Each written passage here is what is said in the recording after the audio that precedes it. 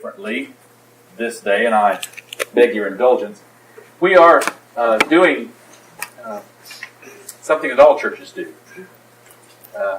service of healing and wholeness, following the sermon, and it's a very simple thing. But it seemed to me that a look at what the Bible has to say about healing would be good, because if you're like me, while you're grateful for the healings that you've been aware of and known, you also have tons of questions.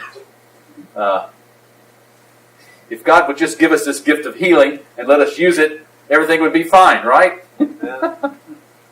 Probably not. So, I thought we would look at Jesus' healing ministry in the book of Matthew, and we're going to read through these things a bit at a time, sort of vignette by vignette. So if you'll just sort of bear with me as we go through this, I think it's probably the best way for us to grasp what God might say to us this day. Beginning in Matthew chapter 8.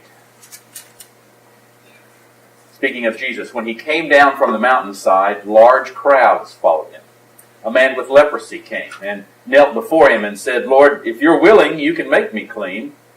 Jesus reached out his hand and touched the man. "I am willing," he said, "be clean."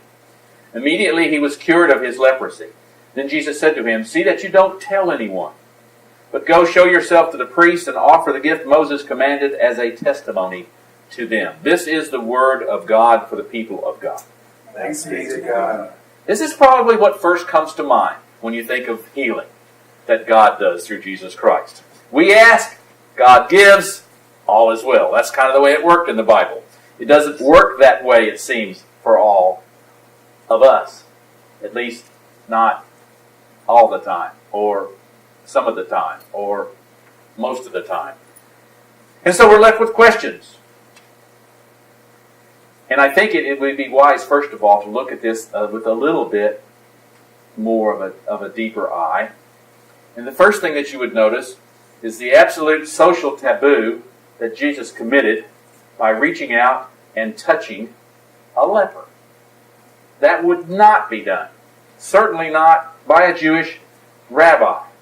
And yet upon his request, the first thing he does is touch this unclean person. And then there's that little thing about not telling anybody. How can he keep it a secret in the first place? But let's just assume that he tries. What's up with that? And then there's that business about staying within the church customs. Go and show yourself to the priest as a testimony to them. Well, first things first. That don't tell anybody thing. Biblical scholars see it throughout all the Gospels, and they call it the Messianic secret.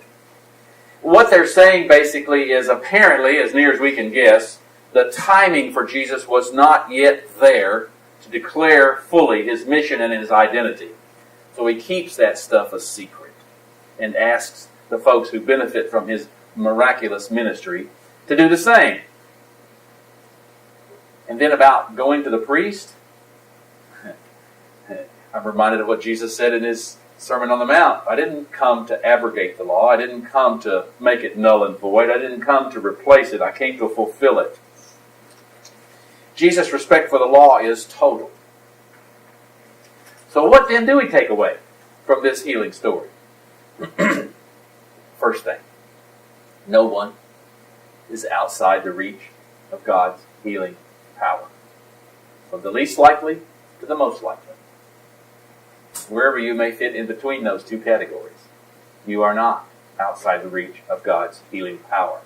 Secondly, God's timing is his own. And apparently, he feels no obligation to share that with us.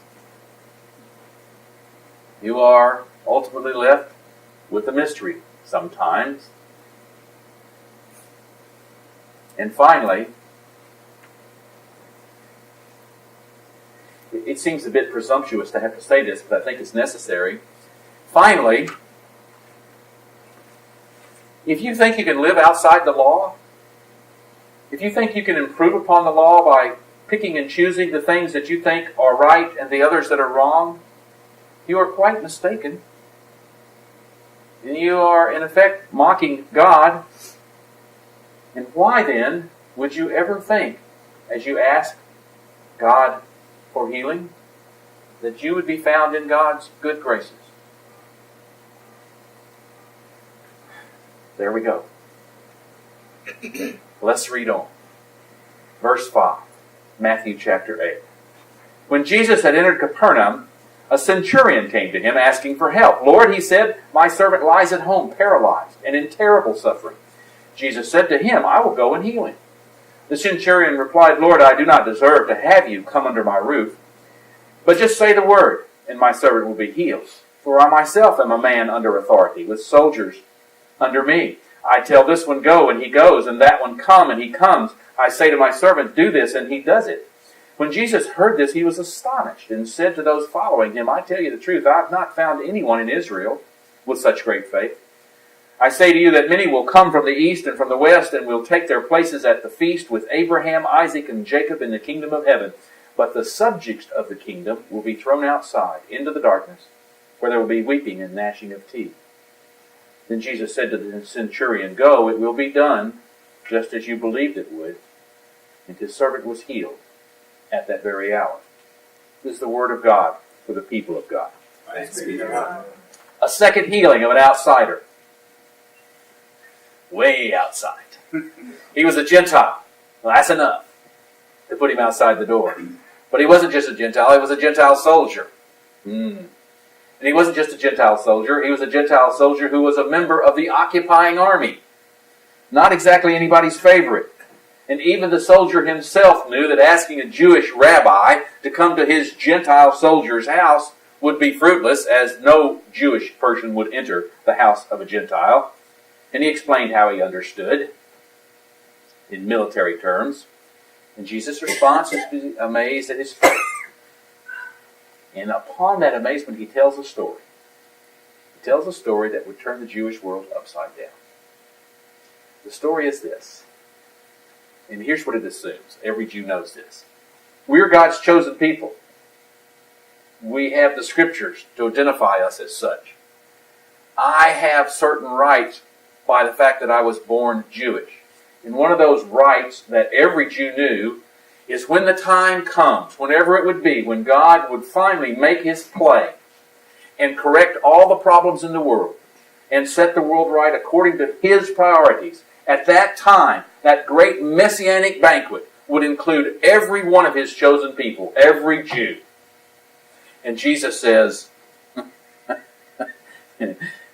Jesus says, so you think you got a place at the banquet by your right of birth? No, I think I'll set a new standard. It's a standard that we've seen as we've gone through the book of Acts, the church still struggling with. And the standard is not your chosenness, it's your faith. Let's read on. Matthew chapter 8, verse 14. When Jesus came into Peter's house, he saw Peter's mother-in-law lying in bed with a fever. He touched her hand, and the fever left her, and she got up and began to wait on him. When evening came, many who were demon-possessed were brought to him, and he drove out the spirits with a word, and healed all the sick. This was to fulfill what was spoken through the prophet Isaiah. He took up our infirmities and carried our diseases. This is the word of God for the people of God. Thanks be to God. It's a simple story of healing. Jesus walked into the house. The person who was there to serve them was sick. Jesus touches her and she's healed. Boy, if the press got a hold of that, wouldn't they say that was the most self-serving miracle that Jesus ever did? Obviously, with immediate and personal concerns, well, we won't go that way. But it gives way quickly to a sort of a general summary of Jesus' healing ministry in the town of Capernaum. And it is that general ministry that Matthew quotes the prophet Isaiah to remind us that Jesus' mission does not end with an atonement for sin. That does not complete his mission. It is that God addresses our physical needs as well. This is a lot simpler than we give it credit for being.